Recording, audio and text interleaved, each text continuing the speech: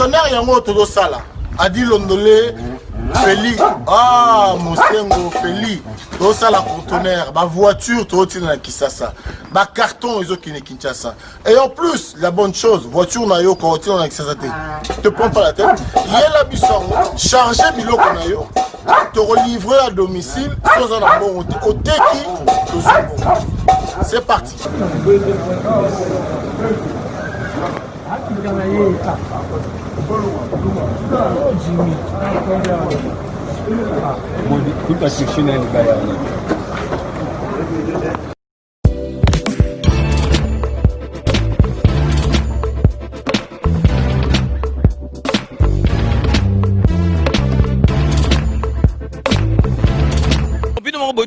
Donc, vous vraiment contact, numéro, ils allaient défiler, bengi, fret maritime, Feli Mosengo, donc, ils allaient à semaine, donc, on a besoin, il y a 30 cartons seulement. Donc, il y a 3 cartons, moi que vous allez au Félé, et qui, kilo, vous allez contacter, vraiment, vous avez contact, vraiment, il faut consommer congolais, ceux qui congolais, ça les locaux, qui aident, tout le monde, chinois, vraiment, ils allaient, malam ou mingi.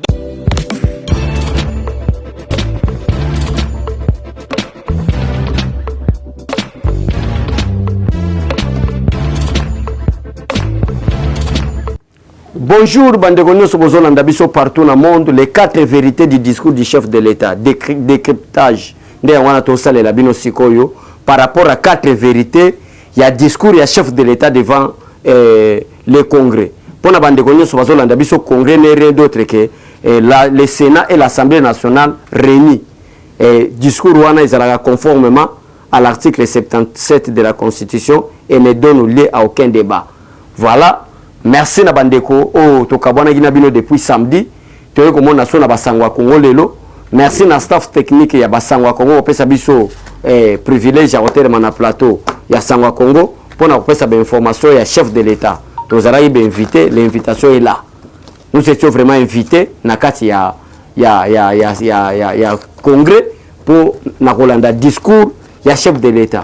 Nde yangwana en tant que participant na kati ya congrès là où le chef de l'État a donné les discours au peuple, les 4 vérités, les 4 points essentiels du discours du chef de l'État devant le Congrès. Discours on a conformément à l'article 77 où une fois l'an, chef de l'État peut faire un message dans la nation et dans le peuple congolais, c'est l'État de la nation. Les 4 points essentiels dans le discours du chef de l'État. Le premier point essentiel dans le discours du chef de l'État au peuple congolais, chers compatriotes, la diaspora congolaise, le peuple congolais qui nous suit, na Grand Katanga, Grand Bandundu, Équateur, le Grand Kivu, partout dans le monde, le Bas-Congo, toutes les 26 provinces de la Constitution actuelle. Bandeko nous sommes partout, les premiers points essentiels. Parce que je voulais parler des 4 points essentiels du discours du chef de l'État devant le Congrès. Mais les premiers points essentiels, vu la situation politique, vu l'insécurité qui se passe pendant Tamoulaï dans ce pays, Fatih Alubike, les points essentiels, l'école de guerre. L'école de guerre en République démocratique du Congo. Pourquoi l'école de guerre? Pourquoi na tiango na premier point essentiel? Nde yango zomona bobo sana titre na bisote nde katolito so na bino les 4 points essentiels du discours du chef de l'État devant le Congrès. Discours on a répété et ça l'a conformément dans l'article 77 de la Constitution. Voilà, par raison pour laquelle tout le monde est total sabino, tout le belabino, tout expliqué bino. Pourquoi le premier point, premier point n'a vu la création d'une école de guerre. Je ne parle pas l'école militaire. Parce que Mobutu, Kabila, Laurent Désiré Kabila, une école militaire, qui ont formé général, le corps de John Numbi.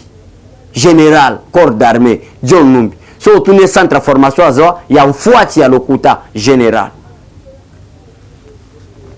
Mais Fatih ne parle pas d'une école militaire. Mais Fatih parle plutôt d'une école de guerre.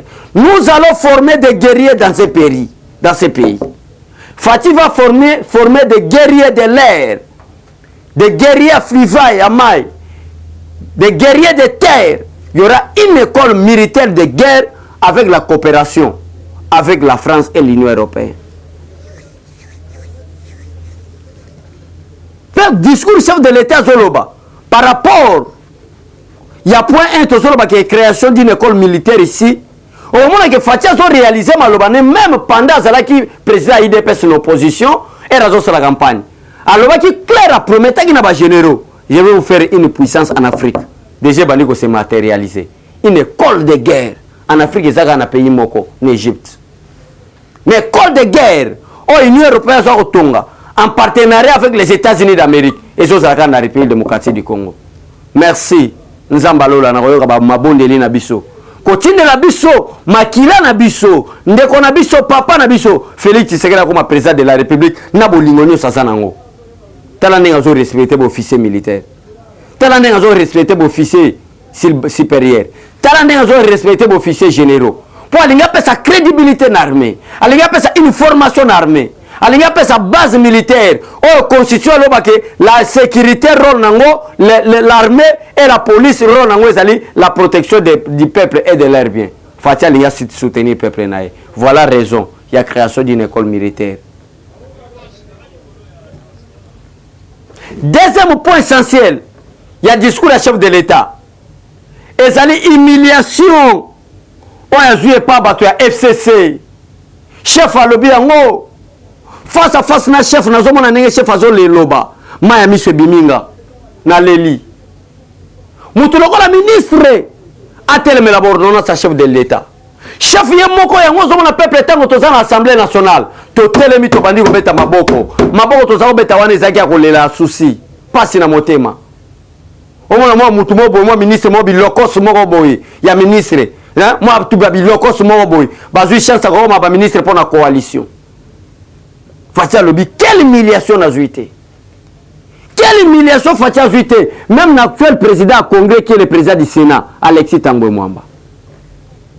Na plan diabolique, au Azalaki Nango, qui est destitué président de la République. Na plan satanique, au Azalaki Nango, qui est destitué pour le président de la République. L'article 77 de la Constitution est clair. Les ordonnances du chef de l'État, quand la place conforme à la Constitution, c'est à la Cour constitutionnelle. Mais ce n'est pas au Sénat, ce n'est pas à l'Assemblée nationale. Mais par quelle intention Alexis Tambwe Mwamba Zalaka? Le peuple congolais n'a pas combat Alexis Tambwe Mwamba. N'a pas été missile non conventionnel. Parce que l'objet n'a pas secrétaire général. Na muninga nanga gili na yokason to sololi na secrétaire général na biso Auguste Kabuya alors que bata FCC bazabi bembe ba beta ka ebembe missile non conventionnel na ko beta missile non conventionnel mais na ko le les quatre vérités du discours des chefs de l'État par rapport à ba humiliation azuna ba haute ya FCC nde rupture ya ngwekoti combien de fois le président de la République a nommé un mandataire qui est Albert, on a CNSS, on a Jekamine. Il faut ministre du titre à notifier, à boy qu'on notifie l'ordonnance à chef de l'État. Après 6 et 8 mois, Lélo Félix Tshisekedi qui est l'humiliation à Zui. Ah Nzambalola, merci. Merci na motema malamu, opesa papa na Félix Tshisekedi. Merci na motema boboto, ozala na biso. Les noms Fatia lobby clair, rupture et Koti. Je vais nommer à bientôt l'informateur. Rupture et Koti na FCC. Rupture Union se Panzani. Fatia a créé maintenant le gouvernement à Union sacrée. On a travaillé pour l'intérêt du peuple congolais avant cette année. On a les points essentiels. On a détaillé en 4 points essentiels. Dans les 4 points essentiels, on a détaillé, on a expliqué bien pour Liboso. Et ça qui est bongo, il y a création d'une école militaire de guerre. École de guerre, je ne parle pas d'école de formation, mais je parle d'école de guerre qui sera créée en début de janvier. Début à janvier année 2021. Dans l'école militaire. Deuxième élément maintenant, rupture par rapport à l'humiliation. Il y a chef de l'État qui n'a pas haute à FCC. Peuple congolais, restons unis, soudés. Surtout la diaspora congolaise. Restons soudés, abat la haine, abat le tribalisme. Tous derrière Fatih Béton pour le développement et la sécurité du pays.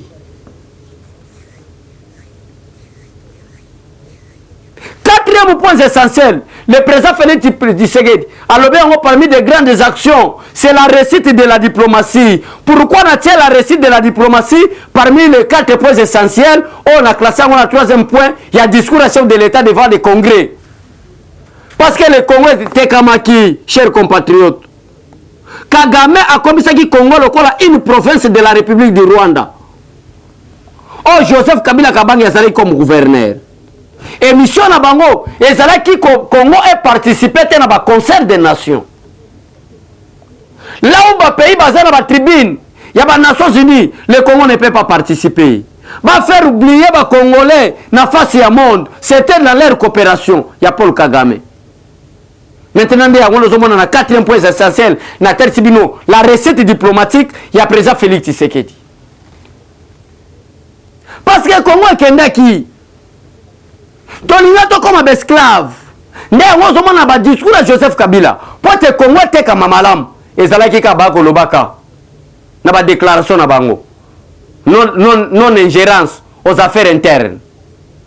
Non-ingérence aux affaires internes. Or que Joseph Kabila a dit qu'il y a des relations bilatérales. Il y a des relations diplomatiques. Même pas na bango na Rwanda kuna ambassade des Zalaka. Pour la coopération bilatérale et Zalaka. Quand il y a Congo, va faire effacer Congo dans le Conseil des Nations. Congo est là qui est interlocuteur. Congo devant le Conseil de sécurité, devant l'Union européenne, devant l'Union africaine. Fatia y a le réussite diplomatique. Na katia pour l'essentiel na biso. Maintenant, le Congolais peut côté le Malakata Conseil de sécurité. Alors que le président Fatih Béton, je suis reconnu dans les Nations Unies, je suis reconnu dans l'Union européenne. D'ailleurs, l'année prochaine, notre président de la République, Félix Tshisekedi Tshilombo, sera maintenant le président de l'Union africaine pendant 4 ans.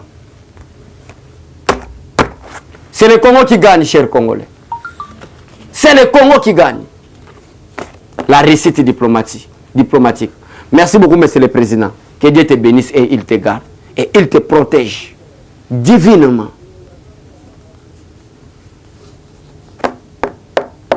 On a le troisième point essentiel. On a le troisième point essentiel. Et quatrième point, Yasuka, c'est la démission de Lunkamba et la nomination d'un informateur à bientôt. Je crois, cher Congolais Bino Bolandinga, Bomoni na discours à chef de l'État, a été ici à mon côté. A Tigotanga combat Premier ministre. Parce que la face à président de la République, il n'est aucun Premier ministre. Nous allons donner un informateur. Et Lunkamba a sali fruit, il y a coalition FCC Cash. A sali fruit la constitution de la République démocratique du Congo. Non, toya na ba Congolais bazaki na musala na ba Congolais bazaki musika toya to sala bango restitution il y a meilleur discours il y a chef de l'État. Merci na bande onyo so balandi biso restitution il y a discours à chef de l'État. Merci na bande onyo so balandi biso. Des raisons pour lesquelles on a dit que non, c'est la restitution. Il y a 4 points essentiels. Il y a discours et il y a chef de l'État. Pour nous chiter dans le premier point, Nathalie Sibino, que premier point, nous avons parlé de la nous avons déjà parlé de la création d'une école de guerre en République démocratique du Congo qui sera en coopération avec l'Union européenne et la France en partenariat avec les États-Unis d'Amérique, ici en République démocratique du Congo.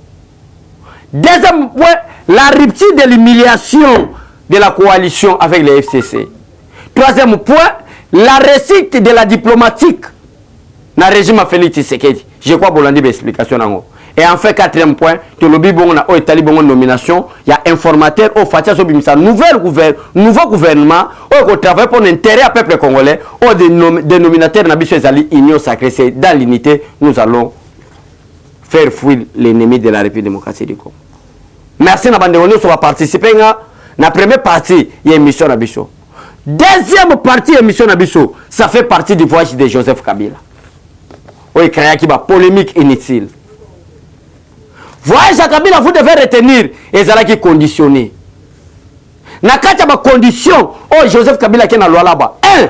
Ce que le peuple doit d'abord retenir est que Joseph Kabila a dribblé Ndebata FCC. Atiki bango na bokai, atiki bango na souffrance où nous allons les arrêter tous. Il y a Kenaye. Quelle déclaration politique Félix Tshisekedi Asadnani, Joseph Kabila Salikona? Aucune déclaration politique. Parce que les gens qui ont conditions, on va payer ce qu'il a voyagé. Et ça facilité. Fatia za béton. C'était bien conditionné. Très bien conditionné. Mais c'est pas polémique. Déclaration à ta politique à Salikounete. Abika merci ne bolinga kinganaya. Parce que ceux qui ont fait la déclaration politique. Bolinga bomona mambu masobele. Voilà la raison à biso. Oh biso toyaka. Na face à Basanga Congo. Topé sabino ba meilleure information na temps réel. Maintenant du fait que Fatia comme blindé, Fatia comme béton, je vous dis la vérité. Je vous dis la vérité. Fati a gagné. Déjà victoire et mon ami. Victoire et mon ami. Bah quoi il par terre. Mais moi nous sommes en abîmé l'écran. N'a dévoilé secret. Que nous étions avec le secrétaire général. FCC ba commis bibembe toko beta bango massa cité. Enfin, la lettre de Martin Fayoulou, na secrétaire général Yoni. Na Adolphe Moussitou. Place na ke wo chité ndangoa. Bo pesa ngala 2 minutes na chité. Moura pesa ngala 2 minutes na chité pour na lobby pemi. Fayoulou a gagné wa chers compatriotes. Bino bato bofinyanga ke botala mwana mobali abeshole oyo botala oyo mais bozo bosana ke Fayoulou azana pona koteka mboka. Un indiscipliné à Fayoulou politique, un indiscipliné à Moussitou politique qui ne comprend rien à la politique, qui veut vendre le pays dans ma boca. Il y a un ennemi de la République.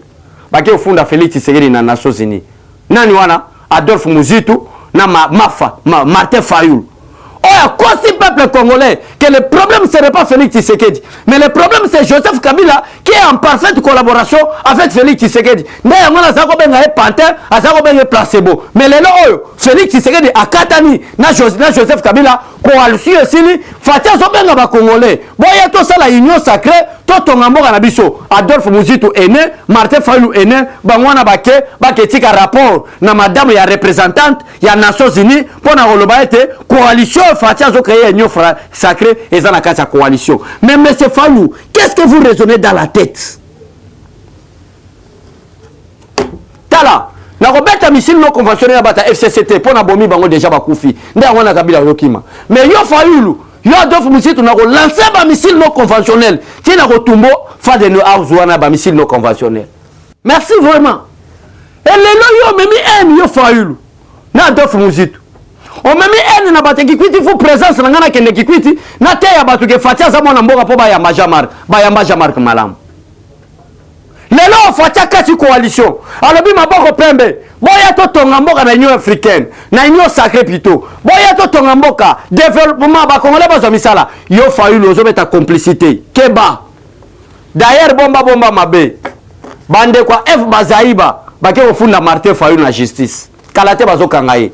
Pour avoir une autre sala bagage à l'côté azako kwea azako la la maman batu c'est d'abord une infraction c'est d'abord c'est d'abord une infraction et ça qui comédie d'abord ba ko beta gaz ba yoka ni sa ko kwea avec kwea kana sota maman batu maintenant famille na bango ya mobali ya maman ba lui ba CPT faut ba porter plainte qui vivra verra que Dieu bénisse la République démocratique du Congo mais que Dieu maudisse tout Congolais ou alinga te kamboka na ba paya lokola ba madidi. Au revoir, bye bye, et à tout à l'heure, tout le monde lobby na tongo pour na missile non conventionnel. Bye, au revoir, merci. Eshima, votre magazine qui bat au rythme de l'actualité. Retrouvez la nouvelle édition. Exclusivité, alors que la RDC sort progressivement la tête de l'eau après la crise sanitaire Covid-19 ayant fragilisé les économies du monde, Eshima Magazine présente à la une de sa 15e édition la ministre de l'économie nationale, Acacia Bandou Bola, présente son bilan depuis sa prise de fonction. Relance économique, Acacia Bandou Bola Mbongo donne des signaux forts. baisse des prix des produits pétroliers, maîtrise des prix des denrées alimentaires pendant des temps forts, organisation des marchés populaires afin de soulager les paniers de la ménagère en période de Covid-19, une franche collaboration avec les opérateurs économiques et dotation en équipement de son administration, la ministre de l'économie nationale affiche un bilan éclatant de sa première année de gestion de ses très stratégiques portefeuilles. Et Shima Magazine revient sur chaque étape de la vie de la Margaret Thatcher congolaise. Focus. Agnès Moide et la CNSS interpellent les employeurs sur les avantages de l'utilisation de la télédéclaration. Payer l'impôt est un devoir civique. Barnabé Mwakadi Mwamba, directeur général de la DGI, sensibilise les assujettis. Découverte. Jerry Biangani Tampo, l'homme derrière la renommée de l'université chrétienne Cardinal Malula. Dossier Eshima, contentieux électoraux de la poudre aux yeux. Économie, les scandales financiers ont la peau dure en RDC.